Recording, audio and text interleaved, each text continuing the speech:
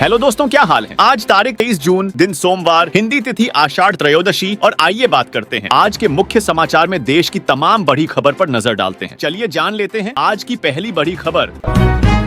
दोस्तों, middle east में बढ़ते तनाव के बीच बड़ी खबर। ईरानी राष्ट्रपति पेजेशकियान ने पीएम नरेंद्र मोदी को फोन किया। 45 मिनट की इस बातचीत में पीएम मोदी ने ईरान इजराइल संघर्ष और अमेरिकी हमलों पर गहरी चिंता जताई। भारत ने शांति और कूटनीति की अपील की, जिसकी ईरान ने सराहना की। क्या भारत की ये पहल क्षेत्रीय शांति लाएगी? छत्तीसगढ़ से बड़ी खबर। केंद्रीय गृह मंत्री अमित शाह ने रायपुर में नक्सलवाद पर समीक्षा बैठक की। उन्होंने कहा, नक्सली अब चैन की नींद नहीं सो पाएंगे। विष्णुदेव सरकार का लक्ष्य है 31 मार्च 26 तक देश को नक्सलवाद से मुक्त करना। शाह ने भटके युवाओं से आत्मसमर्पण की अपील भी की। क्या ये अभियान कामयाब होगा?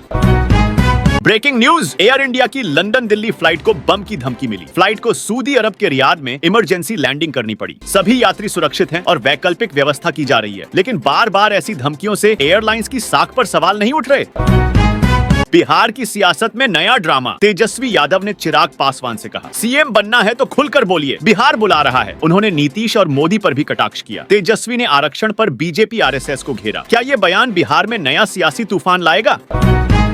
लेह से दिल्ली की इंडिगो फ्लाइट 8 घंटे लेट हुई। सुबह 7 बजे 40 मिनट की फ्लाइट शाम 4 बजे रवाना हुई। यात्रियों ने एयरपोर्ट पर जमकर हंगामा किया, क्योंकि कई की कनेक्टिंग फ्लाइट्स छूट गईं। क्या एयरलाइंस यात्रियों की परेशानी को गंभीरता से लेंगी? झारखंड में सियासी सरगर्मी। बीजेपी के बाबूलाल मरांडी और रघुवर दास की दुमका में मुलाकात ने हलचल मचा दी। अमित शाह ने मरांडी को रघुवर को संगठन में सक्रिय करने का निर्देश दिया। क्या ये विधानसभा चुनाव में बीजेपी की नई रणनीति है? क्या बीजेपी झारखंड में वापसी करेगी? उत्तर प्रदेश में बिजली कर्मियों का गुस्सा फूटा। लखनऊ की महापंचायत में बिजली निजीकरण के खिलाफ सामूहिक जेल भरो आंदोलन का ऐलान। कर्मियों ने भ्रष्टाचार का आरोप लगाया। दावा है कि ट्रांजैक्शन कंसल्टेंट के साथ मिलकर गलत आरएफपी बनाया गया। क्या ये आंदोलन सरकार को झुकाएगा? बिहार की सियासत में भूचाल। पूर्णिया सांसद पप्पू यादव ने कहा, नीतीश कुमार को इस बार सीएम नहीं बनने देंगे। उन्होंने नीतीश पर धोखे का आरोप लगाया। क्या ये बयान बिहार में नया सियासी खेल शुरू करेगा? क्या नीतीश की कुर्सी खतरे में है? इजरायल ईरान युद्ध भारत के लिए चिंता का सबब। इजरायल भारत को 34% हथियार सप्लाई करता है। अगर युद्ध लंबा चला तो भारतीय सेना की आपूर्ति पर असर पड़ सकता है। क्या भारत को अब देसी हथियारों पर निर्भर होना पड़ेगा? सीरिया से दिल दहलाने वाली खबर। दमिश्क के ड्वेला में मार एलियास चर्च पर आत्मघाती हमला। 15 लोग मारे गए, 13 घायल। आईसिस से जुड़े हमलावर ने विस्फोटक जैकेट से हमला किया। क्या सीरिया में आतंक का ये सिलसिला रुकेगा? सोनिया गांधी ने फिर मचाया सियासी तूफान। उन्होंने कहा, ईरान भारत का पुराना मित्र है और मोदी सरकार ने शांति के रुख को छोड़ दिया। अखिलेश और तेजस्वी से भी ईरान समर्थन की अपील। क्या ये बयान विपक्ष को नई ताकत देगा? भारत ने फिर दिखाया बड़ा दिल। ऑपरेशन सिंधु के तहत 1400 से ज्यादा भारतीयों को ईरान से निकाला गया। 311 और लोग दिल्ली पहुंचे। भारत की ये कूटनीति पूरी दुनिया में छा गई। क्या ये भारत की ताकत नहीं दिखाता? एनएसए अजित डोभाल चीन में एससीओ सम्मेलन में जाएंगे। भारत वहां पाकिस्तान की आतंकवाद पर दोहरी नीति को बेनकाब करेगा। रक्षा मंत्री राजनाथ सिंह भी होंगे साथ। क्या भारत की ये रणनीति कामयाब होगी? ब्रेकिंग न्यूज, अमेरिका ने ईरान के फोर्डो, नतांज और इस्फहान न्यूक्लियर साइट्स पर हमला किया। ईरान ने जवाबी कार्रवाई की चेतावनी दी। क्या ये युद्ध मिडिल ईस्ट को नई तबाही में धकेलेगा? भारत पर इसका क्या असर होगा? पश्चिम बंगाल में सियासी पारा चढ़ा। बीजेपी अध्यक्ष सुकांत मजूमदार ने कानून व्यवस्था की तुलना सोनागाछी से की। टीएमसी ने इसे अपमान बता एफआईआर दर्ज की। मजूमदार ने सफाई दी कि उनका निशाना पुलिस पर था। क्या ये विवाद बीजेपी को भारी पड़ेगा? दिल्ली हाईकोर्ट के पूर्व जज यशवंत वर्मा पर महाभियोग की तलवार। बेहिसाब नकदी के आरोपों के बाद संसदीय समिति बैठक करेगी। इलाहाबाद हाईकोर्ट के जज शेखर यादव भी निशाने पर। क्या ये न्यायपालिका की साख पर सवाल उठाएगा? दिल्ली से अच्छी खबर। उपराज्यपाल वीके सक्सेना ने 7 तरह के व्यवसायों के लिए पुलिस एनओसी खत्म कर दी। होटल, रेस्तरां और मनोरंजन पार्कों को अब आसानी से लाइसेंस मिलेगा। क्या ये व्यापार को नई रफ्तार देगा? विमान हादसों के बाद डीजीसीए सख्त। एयरलाइंस को खराब मौसम में उड़ान न भरने का निर्देश। पायलटों को मार्ग बदलने की सलाह दी गई। क्या ये कदम हवाई यात्रा को सुरक्षित बनाएगा?